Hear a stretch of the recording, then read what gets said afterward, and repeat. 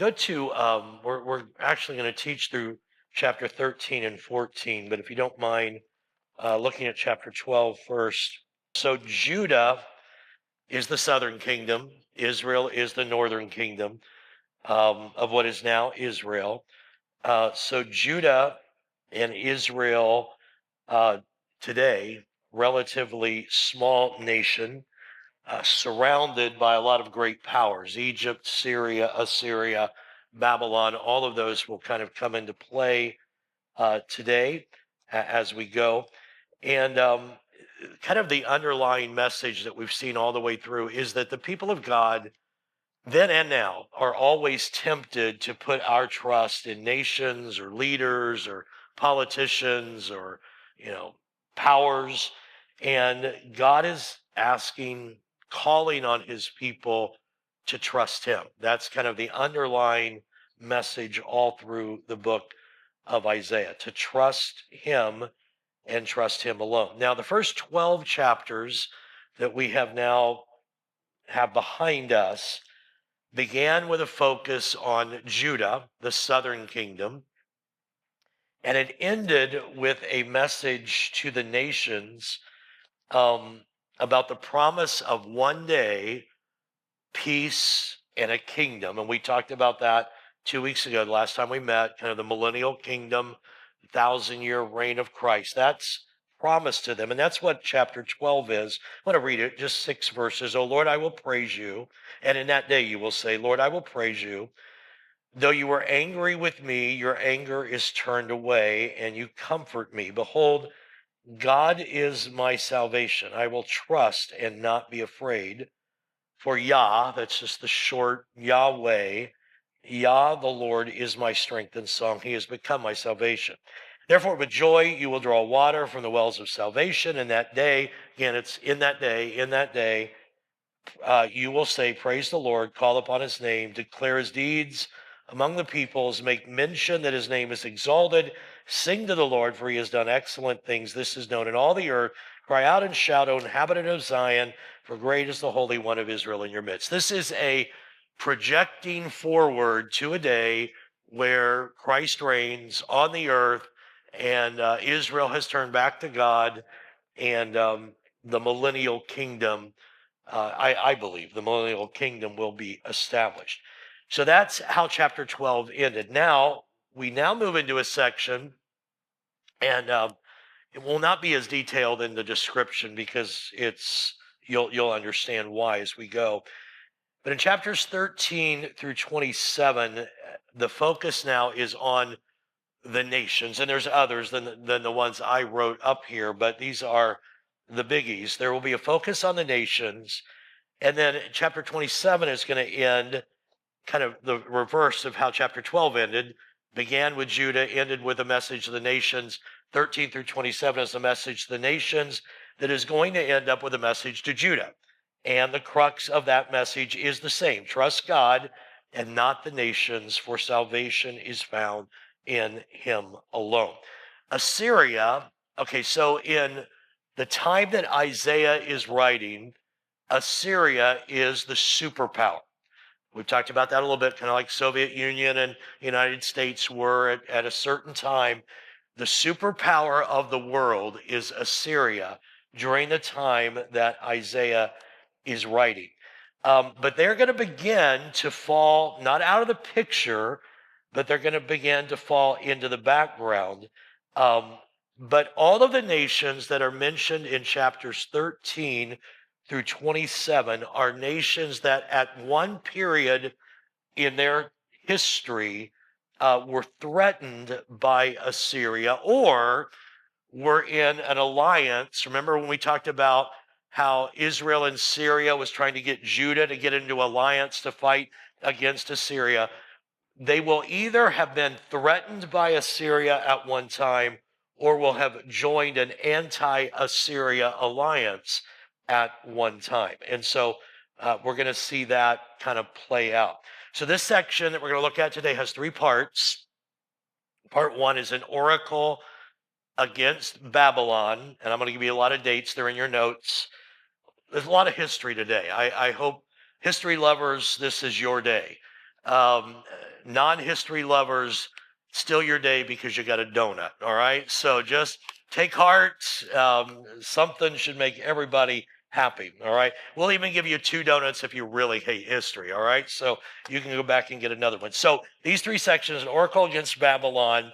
Then there's going to be this announcement of final salvation to the people of God. And then there's actually what theologians call a taunt against Babylon, which is really, really going to be interesting, because then we're going to project kind of into the future.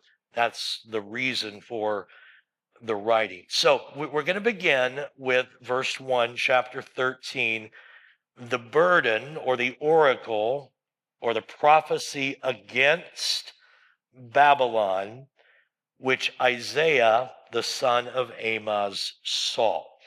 That's where we start. Isaiah is prophesying, here goes the history, prophesying in the 8th century BC. This is, I know you all get this, but I struggle even in my head sometimes thinking this way.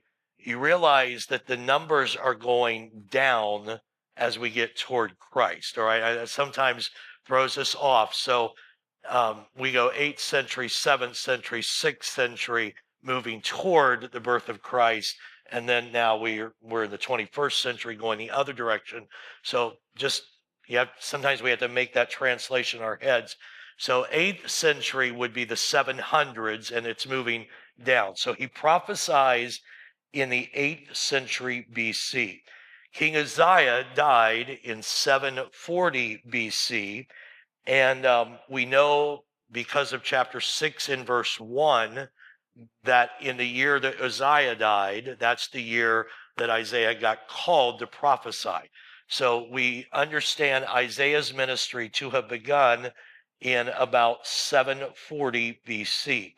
He prophesied during the reign of Jotham.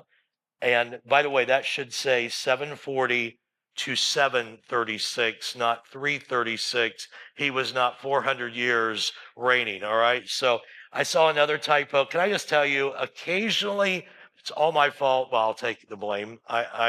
The word Israel occasionally will show up in the notes wrong. It gets proof, but it's easy to our eyes deceive us. And for those of you who use computers, at some point, there's a little squiggly line on Microsoft when you misspell a word. And at some point, I overlooked that. Like, I right-clicked. Some of you have no clue what I'm talking about, but I right-clicked and accepted that as an appropriate spelling. And so now there's no squiggly line for our eyes to catch it. And we try to catch them all. And I just need to figure out how to go back and delete that. But I don't have time for that. So if you see Israel misspelled, blame me. All right. I know how to spell it. I got rid of the squiggly line. That's all you really need to know. All right. So 740 to 736 is Jotham. And then Ahaz reigned 736 to 716. Hezekiah reigned 716 to 687. You don't have to remember all that, just gives you a little time frame. Tradition says that Isaiah died during the reign of Manasseh, which would have been 697 to 642. And it appears that Manasseh, because their time periods overlap, co-reigned for a while with his father Hezekiah, who reigned 697 to 687. And so all of that kind of pieces together the history of Judah's kings. There's this little interesting phrase in Hebrews 11:37. Remember the hall of faith, and it talks about how different people died, and it says some were sawn asunder. Everybody remember seeing that? That means cut in two. No name given to it, but tradition says that this was actually Isaiah. As a matter of fact, there is a book, it's an extra biblical book called The Ascension of Isaiah. It's not in the canon, but it says that Isaiah was actually placed in a hollow tree trunk and sawn in two. How about that to be your way to go? All right. And so Especially, this is morbid, but if I was using the saw, I am so slow that it would not have been a quick death, okay? So, nevertheless, that's what history says, and Hebrews 11:37 says that someone was sawn asunder, and his tradition says that was Isaiah. All right. Um, Not making fun of Isaiah. I was making fun of me. You all understand, right? Don't feel bad for Isaiah. He's in heaven today. It's all good, all right? So, in the midst of all of that, Assyria is the world power, but Babylon is starting to come on the scene as a world power. Here's some more history. Assyria was a world power from 911 to 612, but it peaked while Isaiah is writing in the 800s or the 8th century, so it'd be the 700s. And they're finally run off the world stage for the most part in 609. They were actually defeated in 612 when Nineveh was destroyed by this new emerging empire, the Babylonians. All right. So just look at the map for a second. Assyria is the world power for almost 300 years. But toward the end of their reign, they are weakening, and Babylon is getting stronger and stronger and stronger. And so that's crucial, actually, to this lesson today. Babylon rose to power, and this is all in your notes, in 626 BC under the leadership of their monarch, Nabopolassar. He made peace. Now look, with his country, Elam, he made peace with them, which fortified the Babylonian Empire. Interesting, Elam was an ancient civilization in the far west and southwest of what is today Iran. Here's the Persian Gulf. Obviously, Iran is in the news, all right? So Elam was a part of that conglomeration. It stretched from the low area of Elam and Kazakhstan, as well as a small part of what is modern day southern Iraq. And the capital was Susa. Susa is a big player in the story of Esther, all right? So that you may, it may pop in your head. Oh, I've seen that.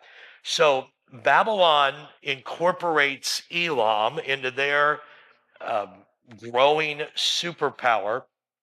And in 612, Babylon marches into the capital city of Assyria, which is Nineveh, which is where Jonah did not want to go.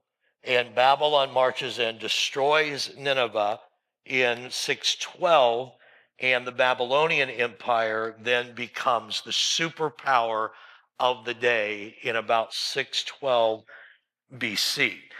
Now, here's a name that you know, Nebuchadnezzar. All right, Nebuchadnezzar reigned from 605 in Babylon, from 605 BC to 562 BC, and he was an incredibly brilliant leader, and he was a brutal monarch, but he became really the world leader because the Babylonian Empire was the superpower of the day. He made three moves into Jerusalem. So they marched down. So the capital city of Judah is Jerusalem. And Nebuchadnezzar made three moves into Jerusalem. The first one would have been in 605 BC.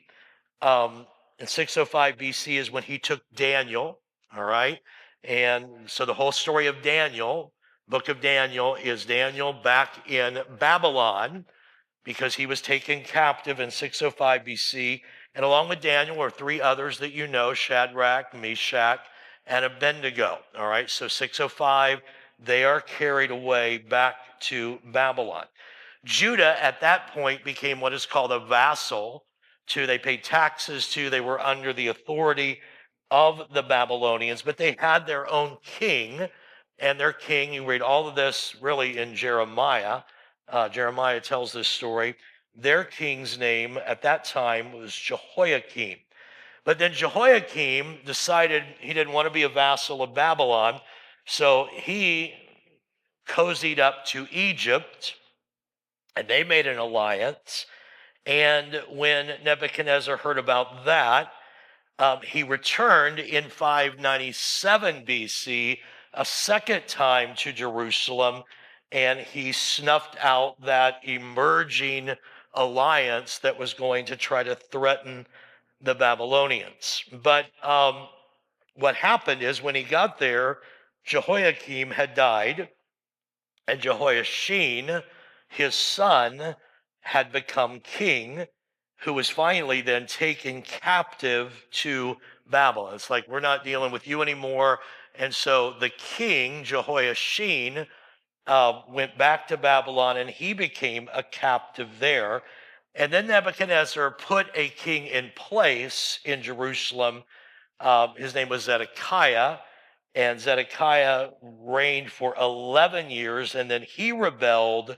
And at that point, Nebuchadnezzar said, these kings of Judah are not going to listen. So in 586 BC, he comes into Jerusalem and he destroys the city, destroys the temple, destroys the walls. And it is then that Jeremiah writes the book of Lamentations. You all getting all this? And this kind of fascinating? And Lamentations is about him lamenting the destruction of Jerusalem that took place in 586 BC. So 605, 597, 586, final hit to Jerusalem, and Judah falls completely. And that's then the captivity. There's dispute on when the 70 years of captivity began. Did it begin in 605 or 586? But there is this period that God destined for them to be captives. And really, after that, they never became a nation again until 1948. So that's kind of the piece that you need to remember. So we're talking, 2,000 years plus, 2,500 years that they were not a nation. So that's kind of the history of Babylon. Babylon, now here's the interesting part. Babylon actually reigned after Isaiah died. Okay, so this again, I've talked a little bit about it. That's why some people dispute Isaiah writing the whole book, because they don't believe that he could have prophesied. They don't believe in supernatural predictive prophecy, which I'm assuming, I know I do, I'm assuming we all in this room believe if God can say, let there be light, he could certainly predictively prophesy. And so I have no problem, and I don't think any of you do either, believing that Isaiah wrote this, but some would say, oh, there's no way he could have written that. He wouldn't have known that because that happened after his death. That is the nature and the essence of Old Testament biblical prophecy, is that they're predicting the future. And so that's what we see here, and that's how we need to read it. So Isaiah's already dead when this happens, but we're reading the words of Isaiah. And all of these are prophecies against nations, chapter 13 through 27. Now, that was a long introduction, I realize, but that history at least helps us get our minds around the context. So we go now to chapter 13 and verse 2. We're looking now at the prophecy or the oracle against Babylon. And we begin in verse 2. Lift up a banner on high, on the high mountain, raise your voice to them, wave your hand that they may enter the gates of the nobles. This is just a banner to run up and to proclaim what is coming to the nations. This is an oracle. Judgment is coming. Wave a banner, wave a sign. That's what it is. It's wave a sign. There is a huge event about to happen. Now I'm going to go ahead and let me read verses 3 through 5. I have commanded my, look at this, sanctified ones. I have also called my mighty ones for my anger. This is God speaking. Those who rejoice in my exaltation. I've called my mighty ones, my sanctified ones, those who rejoice in my exaltation, the noise of a multitude in the mountains like that of many people, a tumultuous noise of the kingdoms of nations gathered together. The Lord of hosts musters the army for battle. They come from a far country, from the end of heaven, the Lord and his weapons of indignation to destroy the whole land. So now what we have is so Babylon has had all of these years of greatness. Isaiah has already died, but he's already prophesied that there's a day coming when God says, lift up a banner, because I'm going to muster the nations, I'm going to muster kingdoms.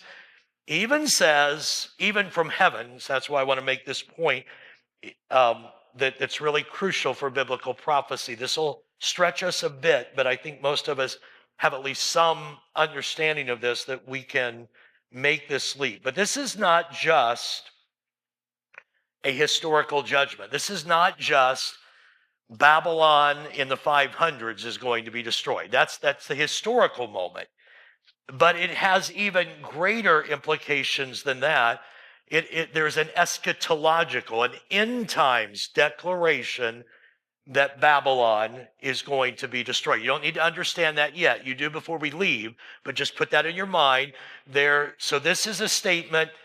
Babylon, that was led by Nebuchadnezzar, later Belshazzar, in the historical moment is going to be destroyed. But it also, when he says, I'm even mustering them from the heavens, there's eschatological language here that a spiritual Babylon is ultimately going to be destroyed as well. Barry Webb says this: the historical event is described in cosmic, larger than life terms because of the greater reality that it anticipates, and points to the eventual fall of the whole world system which stands in opposition to God. Now, some of you have already connected the dots. Many of you have not, and that's fine. There's a lot of dots here. I'll connect them for you. But this is what Barry Webb is saying is the reason this kind of language is used. It's not just because there's going to be a fall of a nation in the 500s.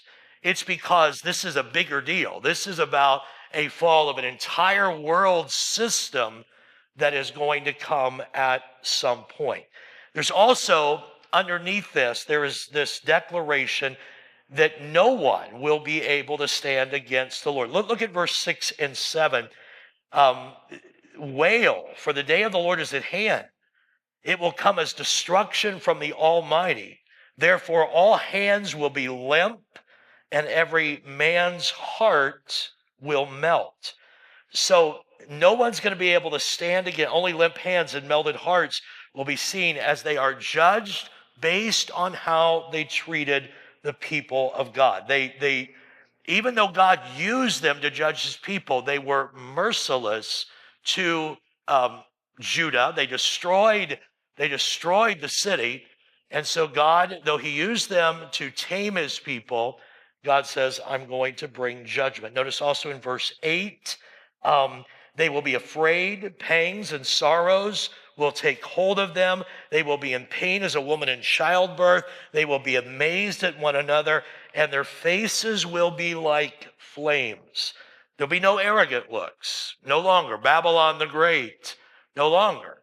Their faces like flames. They'll be ashamed. It's a look of shame and anxiety and disgrace. So there is this declaration that God is going to judge Babylon. Now, look at verses 9 through 13. Behold, the day of the Lord comes, cruel, with both wrath and fierce anger, to lay the land desolate, and he will destroy its sinners from it. Look at verse 10.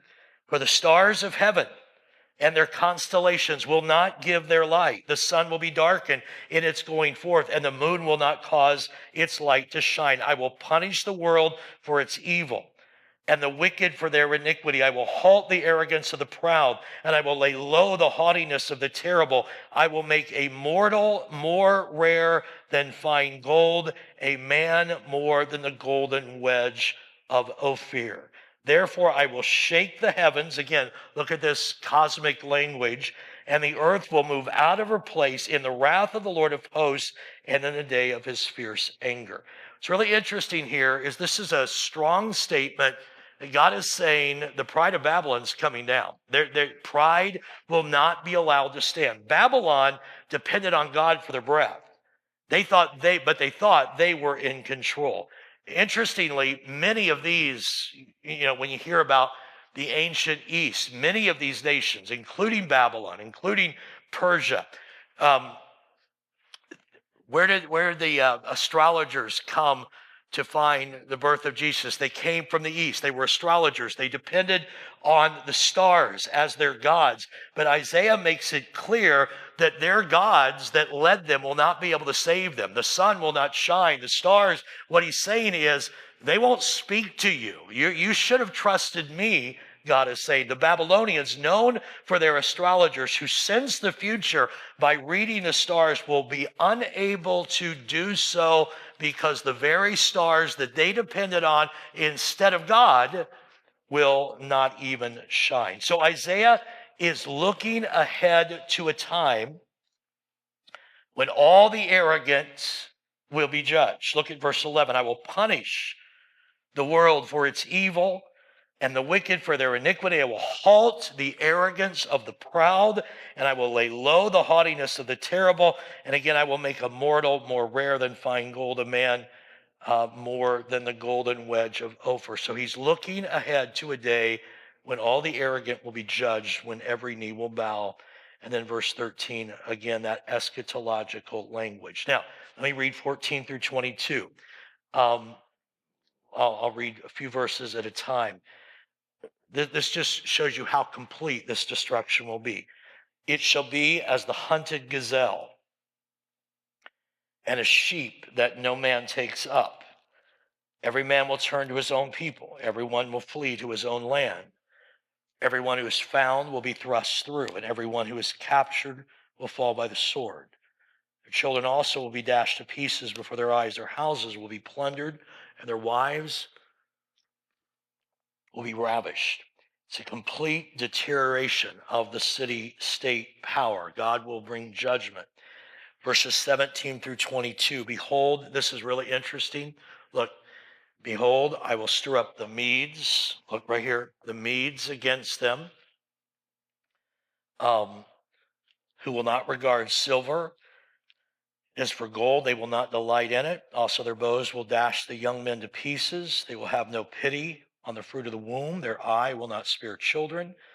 And Babylon, the glory of the kingdoms, the beauty of the Chaldeans' pride, will be as when God overthrew Sodom and Gomorrah. It's going to be a complete destruction. It will never be inhabited, nor will it be settled from generation to generation, nor will the Arabian pitch tents there, nor will the shepherds make their sheepfolds there. The wild beasts of the desert will lie there. Their houses will be full of owls. Ostriches will dwell there, and wild goats will caper there. Hyenas will howl in their citadels, jackals in their pleasant palaces. Her time is near to come, and her days will not be prolonged. Let me just kind of talk through a few things here. So the complete destruction of Babylon, the destruction will come at the hands of the Medes. All right, this is again is on Babylon. So I want you to turn back to Daniel chapter 5, and we have time to do this. Daniel chapter 5, and this is pretty fascinating, I think. Daniel chapter 5.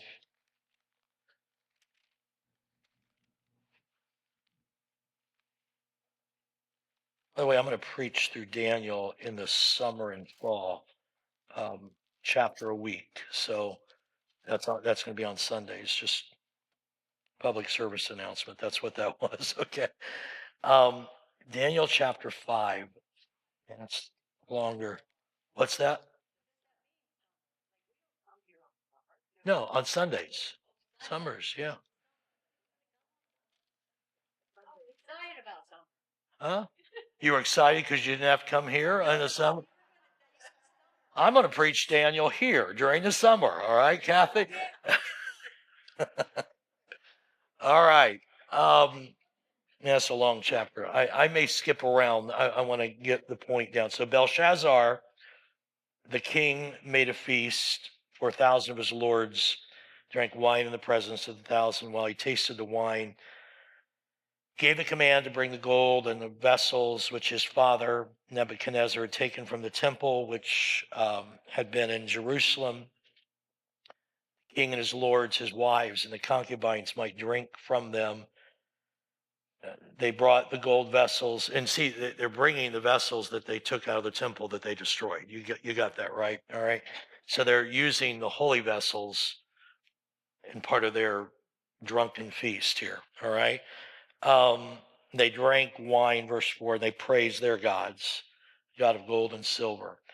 And then this is, you probably know this story from Sunday school. In the same hour, there was a finger of a man that appeared and wrote opposite the lampstand on the plaster wall of the king's palace. And the king saw the part of the hand that wrote, and his countenance changed, and his thoughts troubled him. Joints of his hips were loosened, his knees knocked. King cried aloud to the astrologers, the Chaldeans, soothsayers. King spoke, saying to the wise men of Babylon, whoever reads this writing and tells me its interpretation shall be clothed with purple and have a chain of gold around his neck, and he shall be the third ruler, note that, in the kingdom. And all the king's wise men came, but they couldn't read it, and they couldn't make notice of interpretation, and he's troubled and upset. And then the queen, because of the words of the king and his lords, came to the banquet hall. She said, O king, live forever. Don't let your thoughts trouble you. And then she tells him about a man by the name of Daniel. In the days of your father, he had light and understanding and wisdom. And the gods were found in him. And King Nebuchadnezzar, your father king, made him chief of the magicians and astrologers. And so verse 12, in Daniel's an excellent spirit, knowledge, understanding, interpreting dreams. They bring Daniel in. He's brought in there, verse 13. And king says, are you that Daniel? And that whole deal. And I've heard verse 16, you can give interpretations. And verse 17, Daniel said, let your gifts, I don't need your stuff, because he was going to give him stuff. I don't need your stuff. Give your rewards to somebody else, but I'll read the writing and I'll make it known. O king, the most high God gave Nebuchadnezzar, your father, a kingdom.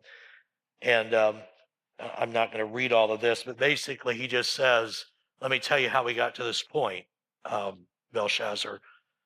Your father, Nebuchadnezzar, was arrogant and he rejected God.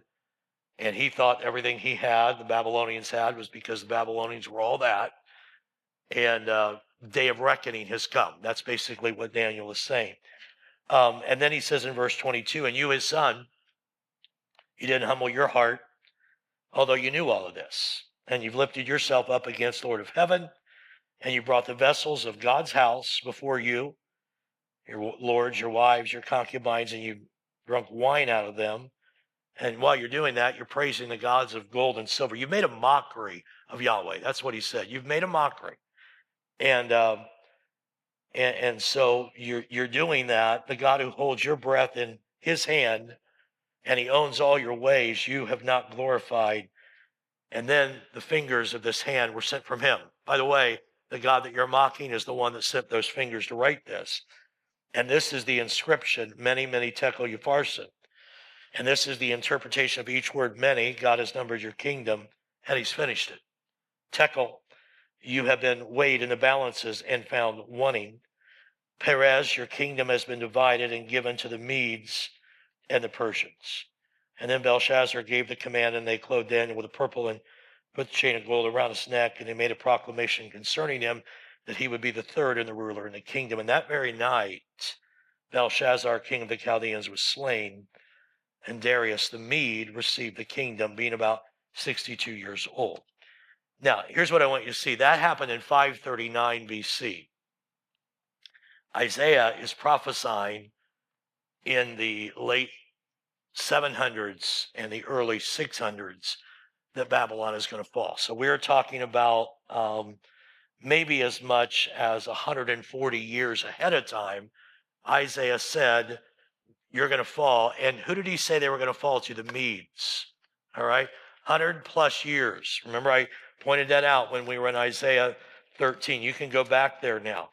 And now this night, they see this finger writing on the wall. What does it mean? They're all drunk. Nobody can answer it. Daniel says, I'll tell you what it means. It means tonight. It means your kingdom was weighed in the balances and it wasn't a good outcome. And tonight, your kingdom is going to be divided and it's going to be handed off to the Medes and the Persians, which is exactly what Isaiah prophesied. Now, there's really some interesting things here, and I give you about 3 or 4 paragraphs of things that I just wanted to note real quickly. The Armstrong Institute of Biblical Archaeology, you can find this there. Archaeological discoveries are constantly confirming Daniel's description of life in Babylon and Persia as remarkably accurate. For example, Daniel's description of Nebuchadnezzar's building programs, boastfulness, hasty threats, and possibly even a love for cedar trees that we find in Daniel 4 have all been confirmed archaeologically. Numerous ancient sources, including the Annals of Cyrus the Great, we're not talking about Bible here, the Annals of Cyrus the Great corroborate Daniel's account of the fall of Babylon in 539 BC. We're talking about historical evidence corroborating what the Bible says. Many other historical details have also been verified, such as, you ever hear, let it be written in the law of the Medes and the Persians? You ever hear that phrase? It means once it's written, it cannot be changed, such as the binding nature of the laws of the Medes and Persians.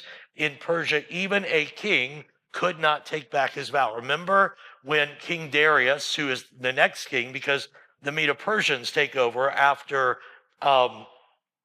Belshazzar is destroyed and the Babylonian Empire falls, now it's the Medo-Persian kingdom, and Darius is the king of that. He's the one that threw Daniel in the lion's den, and he said, Daniel, I can't do anything about it because I already wrote it, I already stamped it. He could not take back his vow. We read that, in 2026, and we think, well, he could have just said, nah, we're not going to do it.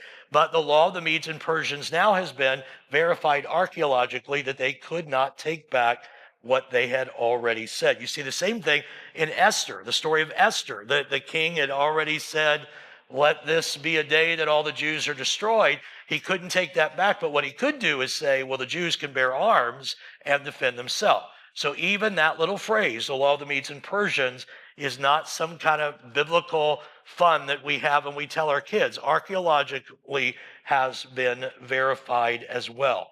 Now, what's interesting is that was not the case in Babylon. Kings could haphazardly change their laws, but Babylon is wiped out at the end of Daniel chapter 5. Some historical data about Babylon, because I know you love history, and I'm just going to give you some more. Here are the Neo-Babylonian kings. Nabopolassar reigned 625 to 605. Nebuchadnezzar, 605 to 562. Amel-Marduk, 562 to 560. Neriglissar, 560 to 556. Labashi-Marduk, 556. And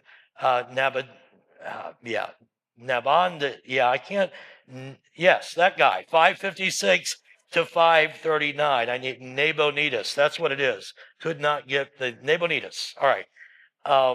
You have no idea if I'm right, but I'm going with Nabonidus, okay? Now, this has been one of those, people say, we got you, that's just made up. This is one of those places because chapter 5, verse 2, 11, 13, 18, and 22, Belshazzar is called Nebuchadnezzar's son. He calls Nebuchadnezzar, it's said that Nebuchadnezzar is his father. And yet that doesn't fit the timeline. In Semitic usage, father means ancestor or predecessor. Belshazzar was actually Nebuchadnezzar's grandson through his daughter, Nitocris, which solves that genealogical question. Now, the next piece is even more interesting. Nabonidus Chronicle, again, obviously a historical document, can actually be found in a British museum, records Nabonidus' self-imposed exile in Tema, Arabia, for roughly a decade, 553 to 543, maybe even longer. During that absence, he entrusted the kingship to his eldest son, Belshazzar, which is, we believe, Belshazzar. And thus Belshazzar exercised royal authority in Babylon, which it also explains. Notice he said, I'll let you be third in the kingdom, not second. So who was second? Second was the exiled Nabonidus, all right? So you've got Nabonidus, or the exiled, Nabonidus, Belshazzar 2, and Daniel, you can become 3. So all of that fits. All of that is extra biblical. All of that leads liberal theologians frustrated because they desperately want to prove that this is just a fairy tale. And the more we dig, the more we find out God's word is true. So if there are things we haven't figured out yet, trust me, they'll dig it up one day if Jesus tarries, because God's word is true. So Babylon's going down. That's the pronouncement. I need to pick up the speed here just a little bit. Let's go to chapter 14 now. And there is a promise to the people of God in verses 1 through 4. For the Lord will have mercy on Jacob, and I will choose Israel and settle them in their own land. The strangers will be joined with them, and they will cling to the house of Jacob. Then people will take them and bring them to their place, and the house of Israel will possess them for servants and maids in the land of the Lord. And they will take captive whose captives they were, and they will rule over their oppressors. It shall come to pass in the day of the Lord gives you rest from your sorrow and from your fear and from your hard bondage in which you were made to serve, that you will take up this proverb against the king of Babylon and say, how the oppressor has ceased, the golden city has ceased. Let me just make a few comments here. Really read a little too much, but that's okay. I'll pick up that again in just a moment. So Jacob and Israel, now, beginning of chapter 14, Jacob and Israel are seen in a unified manner, the people of God. And the prophets indicate that God would judge his people, but he would ultimately, God, this again goes back to Romans 9, 10, and 11. God is judging his people, still is, but he's not done with Israel. I think that is so crucial that we understand. The promise here is, yes, I judged you, but there's a day coming when I'm going to bring you back. We saw that day begin in 1948, and we have we are living right now through this whole thing happening, and Israel restored and right on the world stage. So this should be fascinating to all of us. All right, let me read you this quote from Barry Webb. Salvation as return from exile would have made perfect sense in Isaiah's own time, of course, since the whole of the northern kingdom and much of the south had already been ravaged and depopulated by Assyria. In other words, they would read that in Isaiah's day and say, okay, God's going to bring us back. That would have made sense. We've been scattered. The north and south was divided. So they could read that and be hopeful. But the present passage, like the bracketing oracles against Babylon, is more of a statement about what will finally be the case than a prediction of something in immediate prospect of fulfillment.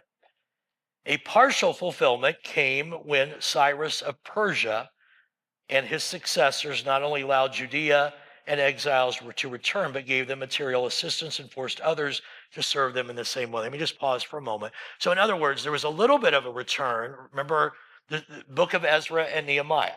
Ezra and Nehemiah. Nehemiah is the cupbearer of the king, and he's sad because he heard Jerusalem had been destroyed, and the king said, would you like to go back there? And he said, I would like to go back there. I'd like to rebuild. And some people went with him. And so many people did go back. And then we get to, the minor prophets. There was a return of some of the Jews, but many of the Jews stayed. It was not until 1948 when there's this mass move back to the city. So there is a partial fulfillment here. That's what Webb is saying. But the complete fulfillment awaits the day anticipated in the New Testament when the meek will inherit the earth and they will share Jesus's rule over the nations. Verse 3 and 4a, there would be a day that Israel could stand in their victory and they could taunt their captors, which leads us to this taunt in chapter 14. And I'm going to read it a little bit at a time, try to make some comments, and try to land this here in about 10 or 12 minutes. Okay, let's see if we can do that. Word taunt, I noted, might be too strong, but it's a sense in which those who are saying it are delighting that Babylon has been overthrown. All right, it comes in the form of what the Old Testament writers would use, a lament. That's what Lamentations is, a lament. It comes in that form. But it's not really sad. It's satisfying. It's poetically a lament, but it's not, oh, poor us. It's satisfied in the outcome. It's not a mournful singer, but a joyful, a jubilant singer. It is a universal in scope, and it even becomes cosmic because it even includes the underworld, which is Sheol. Let me read how much of it I want to read right off the bat. Let me read at least through verse 8. So we are in chapter 14. Let's begin second part of verse 4. So you will take up this proverb against the king of Babylon, and you will say, how the oppressor has ceased. The golden city has ceased. The Lord has broken the staff of the wicked, the scepter of the rulers. He who struck the people in wrath with a continual stroke, he who ruled the nations in anger, is persecuted and no one hinders. The whole earth is at rest and quiet. Notice that, the whole earth is at rest and quiet. They break forth into singing. Indeed, the cypress trees rejoice over you, and the cedars of Lebanon, saying, since you were cut down, Babylon, no woodsman has come up against you. Let me keep reading. Hell from beneath, that's bringing in the underworld. Sheol, hell from beneath is excited about you to meet you at your coming. You see the picture? Like to Babylon, hell can't wait for you to get here. It's poetic lament. It's excited about your coming. It stirs up the dead for you, all the chief ones of the earth. It is raised up from their thrones, all the kings of the nations. They shall speak and say to you, have you also become as weak as we? Have you become like us? The picture here, again, get this. This is a lamentation, but it's an excited one. So it's poetic. And the picture is the nations that have already fallen, who didn't trust God, are in hell, and they're going to see Babylon coming, and they say, you become weak like us. You tried to go against God. You tried to stand against him. You have fallen too. You are cut down and weak like us. Look at verse 11. Your pomp, arrogance, is brought down to Sheol, and the sound of your stringed instruments, the maggot is spread under you, and the worms cover you. All right, so let me make a few comments here. So this taunt, again, it's universal in scope. Some have seen it, and I'll show you the next verses, and you may have questions or comments at the end. Some even, and I'll show you why, but some have even seen this as a picture of the fall of Satan. I'll talk about that very specifically in just a moment. Other people disagree, but here's what I want you to know. It is clearly more than just the fall of one Babylonian empire. That's what you have to, the prophecy was for that moment, but then there's something much larger that is being promised here. Motyer says this, it is pointless to try to identify the song with any known king. If it ever had such a connection, then as in Psalms with historical titles, the relationship is elusive and the poet more concerned to draw out the principles than to retell the story. It is much more satisfactory to see here a poem within the Day of the Lord genre, just as 13, 2 through 6 is a poem which uses the Day of the Lord imagery and then associates it with the fall of Babylon in verses 17 through 22 as an interim day. So here the general idea of a hostile world is personalized into the imaginative portrayal of the end of the world king, and thus in turn receives intermediate realization in the end of the imperial dynasty of Babylon. Let me stop, make comment just in case you all didn't get that exactly. Okay, let me say what Motyer is saying is this is clearly much bigger than the Babylonian Empire in the 500s. It's about that. They are going to fall. But it's clearly larger than that. It has, as most prophecy did, a twofold picture. And especially when it's couched in the day of the Lord. The day of the Lord is usually referencing the end of time.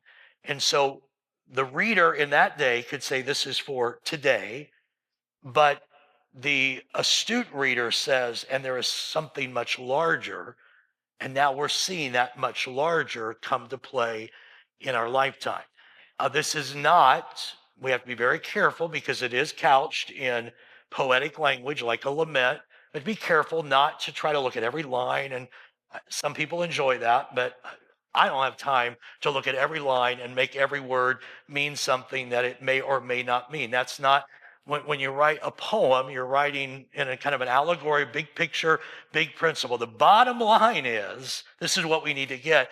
Someday, God is bringing down all rebellion, and the kingdoms of this world will become the kingdoms of our Lord and of his Christ, and he shall reign forever and ever. That's the big story. Now, let me read the rest of the quote, make some comments, get myself in a little bit more trouble, and then try to get out of it at the end. All right, let me see if we can do this. The more we think of chapters 13 through 27 as a study of the principles of the world history merging forward into eschatology, the easier it becomes to see that from the start, Babylon carries overtones of a city of emptiness whose fall is the end of all that opposes the Lord's rule.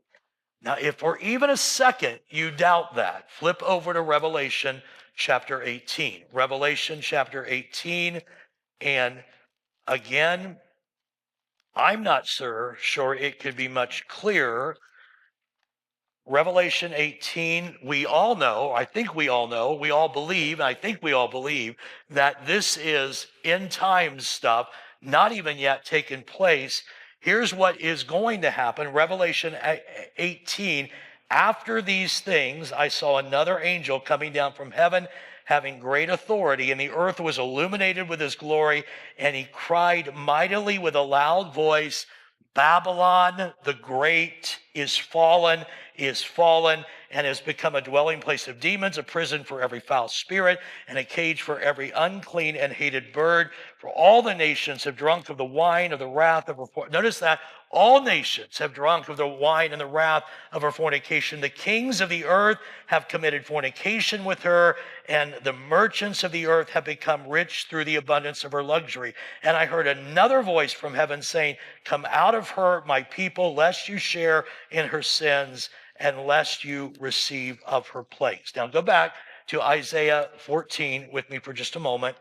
I want to, we still have plenty of time. I want to say a couple of things here. There are great theories, but I would argue they're just theories about who the Babylon the Great is at the end. I've preached some of those theories in 40 years, probably more theories than you even knew existed. Okay, so there are theories. Some think it's the Muslim faith. There was a day when everybody thought it was New Age. It's been everything. Soviet Union at one time. People have all over the place. I have come to acknowledge that I don't have a clue specifically who that is speaking of, and I'm not even sure it's speaking of a particular group. I think it is speaking of all that is of the world that opposes the kingdom of God. Because the announcement is, when the seventh trumpet blows, the kingdoms of this world have become the kingdoms of our Lord and of his Christ.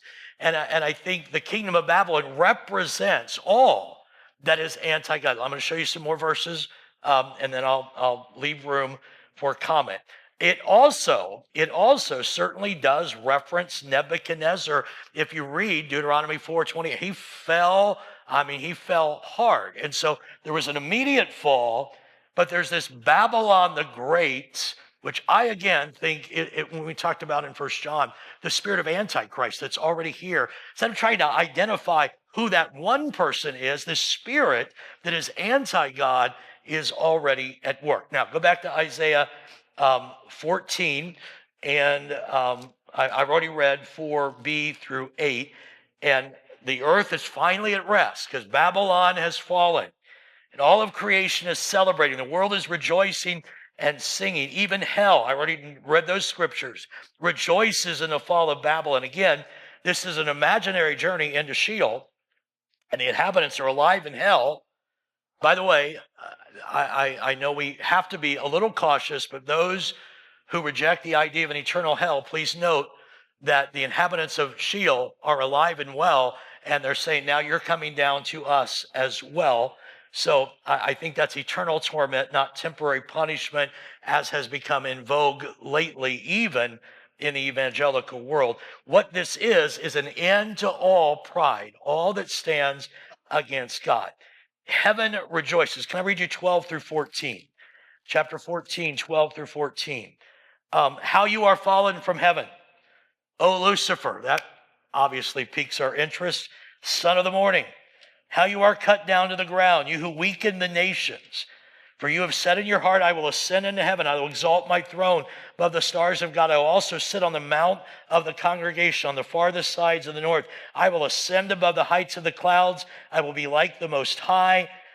Yet you shall be brought down to Sheol, to the lowest depths of the pit. I'm just going to go ahead and read on. Those who see you will gaze at you and consider you, saying, in this, the man who made the earth tremble, who shook kingdoms, who made the world as a wilderness and destroyed its cities, who did not open the house of his prisoners, all the kings of the nations, all of them sleep in glory, everyone in his own house, but you are cast out of your grave like an abominable branch, like the garment of those who are slain, thrust through with a sword, who go down to the stones of the pit like a corpse trodden underfoot. You will not be joined with them in burial, because you have destroyed your land and slain your people. The brood of evildoers shall never be named. Prepare slaughter for his children because of the iniquity of their fathers, lest they rise up and possess the land and fill the face of the world with cities.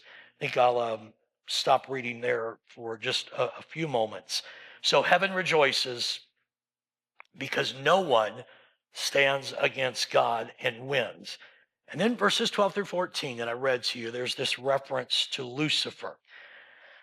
And can I say, and I don't dispute, I just simply say I don't know. I've taught it. There was one time I was pretty convinced that this is an absolute picture of the fall of Satan. There's phrases like he destroys the nations. A lot of people put this into a primordial fall of Satan, like before Adam and Eve were created, that he fell and God created, and then Satan fell, destroyed, and then God recreated. And there's, you can make that case, and I, again, have made it myself. But I do want to make note of a couple of things. First of all, the word Lucifer is a translation. The Hebrew word is Hellel. Hellel, not, it is not a proper name in the Hebrew. In other words, it's not the name of a person in the Hebrew. It actually means light bearer. It's a description of a person. So when we say we've come to embrace the terminology Lucifer to mean Satan because of our English translation, but the Hebrew word is Hellel, Hellel, and it is light bearer. We do know, however, that the Bible speaks of a heavenly revolt. And, how did Satan, who the Bible seems to indicate was an angel that fell, how did he end up in the garden? So there's a great case to be made for it. Revelation 12 also describes a fall from heaven. And I think Jesus in Luke 10:18 said, I saw Satan falling from heaven like lightning. I will also say that Canaanite mythology has an argument in heaven where there is a fall as well. So it is Lucifer, son of the morning, is Ben Sahar, or Shakar, it's pronounced. So it is, the Hebrew says, oh, Hillel ben Shakar. All right, so the Hebrew says, light bearer, son of the morning. All right, again, not a proper name. To me, not enough evidence to say it absolutely is. I don't think that's the point. Let me make the point. Ezekiel 28 also has some reference to, it seems to be the fall of Satan, but also references the king of Tyre. It could not just be the king of Tyre. It has to go beyond that. But here's what I want you to understand. This is, I think, our takeaway. The other stuff is fun to talk, sit around the coffee table, and was that Satan, or was that's fun. That's it doesn't necessarily edify anybody, but it's fun. All right. Are you just all listening really well? Or are you all mad at me? I can't tell. You're really quiet. All right. Or the sugar kicked in? Is that what it is? I can't tell. Please tell me if you're mad at me, and I'll have somebody pray and I'll leave. All right. So, but here's what I think, and I'm pretty confident in thinking this. Both of these passages, Ezekiel 28, Isaiah 14, Revelation 18, so it's 3 passages, point to the ultimate destruction of all pride and rebellion against God. I mean, that's what the Tower of Babel was. God will not share his glory with another, period. Even if we don't get the names right, you can put any name in it you want. Nebuchadnezzar, you think you're greater than God, you're going down. Belshazzar, you think you're using vessels that you took out of the temple. Sorry, you're coming down. And by the way, that's not just for the 500s and the 600s. Democrats, Republicans, you want to be trusted as God, you're coming down. You understand? That's the message of the Bible. The message of the Bible, I don't think, is for us to get our chart out and, oh, that's him for sure. You can do that. That's fine. It's like playing checkers or chess. Go ahead and do it. But the message of the Bible is pride goes before destruction and a haughty spirit before a fall. And God is saying to his people, Judah then and us now, to not put your trust in nations or people. Trust in the Lord with all your heart and lean not unto your understanding. In all your ways acknowledge him, and he will direct your paths. Otherwise, the Bible becomes a game for us instead of something to live. I mean, I've met people who are so proud of their theology on end times that they might be in danger of getting knocked down because they're sure they got every jot and tittle figured out. And you can be proud about that. God will not tolerate us thinking we are bigger than him. The great leader, the nation, the kingdom has fallen. And then in verse 22 and 23, I think it says it really well. For I will rise up against them, saith the Lord of hosts. I'll cut off from Babylon the name and remnant and offspring and posterity, saith the Lord. I will also make it a possession for the porcupine and marshes of muddy water. Anybody want to know how porcupine got in the Bible? All right. And marshes of muddy water. In other words, it's just going to be a mess. I'll bring it down. What used to be great? They were so proud of. And this is my concern, and I think it's yours as well, for our nation. And that's why we should pray for our nation. We need to trust God. We say in God we trust, but we've kind of lost that whole notion. And God will not share the throne. And he wouldn't with Babylon, and he turned it into a marshland, at least allegorically. I will sweep it with the broom of destruction, saith the Lord of hosts. The ultimate disgrace. Please note that last line, the ultimate disgrace of self-deification. I make myself God or somebody else God, he'll sweep it like a broom. Pride goes before destruction. Pride, human will, and the plans of men will not prevail. God is in control over the nations and human history. And we read it and we rejoice in it, but sometimes we don't act like it. There is a day coming when every knee will bow and every tongue will confess that Christ is Lord. All right? Thank you, Lord, for your word today. And it's a lot. And Lord, I love the speculative times. And, and I think you encourage that if it will draw us deeper into your word and make us marvel at your majesty. But I don't want in my speculation to miss that if there's pride in my heart, it needs to go. If there's arrogance in my life, it needs to be dealt with. Don't let me miss what you're wanting to do in my life when I'm trying to run down rabbit holes. Um, make me always aware and make us always aware that there is a day coming, even though we may feel very unsettled right now. There is a day coming when there will be perfect peace, but it will not be by our negotiations, not be by our power, not by chariots or horses, but it will be because the King of Kings and Lord of Lords reigns. And I just pray, God, that we would all know that we can have perfect peace in us in the midst of all of the mess if the King of Kings and Lord of Lords reigns in our heart, in the kingdom of our life. So remind us of that often, I pray. In Jesus' name, amen.